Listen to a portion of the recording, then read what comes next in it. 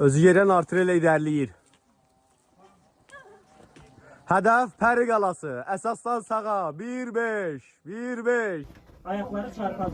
Aha aha. Ay Allah. Biraz ne aradı? 50 defa gelsin. Alttan kaçın uşaklar. 1-2 kilometre. Gelin gelin.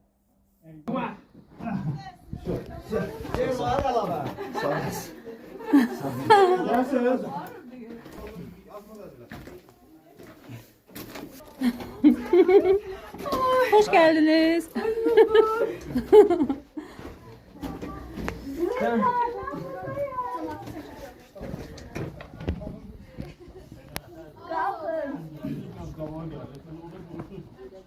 Pəri qalanın ən hündür nöqtəsində 3-cü mərtəbəsindəyik.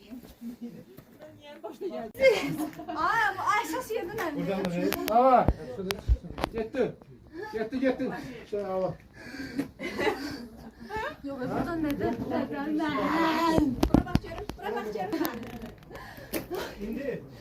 Uyuyorum ben daha. Bir tane bırak ipini rahat ol. Aha. Все. Ayakları düz divara direk.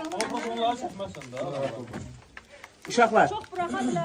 Ha, uşaklar biraz boşaldın. Rahat olun, ben saklan. Ayaklar neye bak? Ayakları tam 90 ile. Düz. Bırak. Bırak. Or başını ne tepki? Bırak değende dinlen bana. Başı değende dinlen.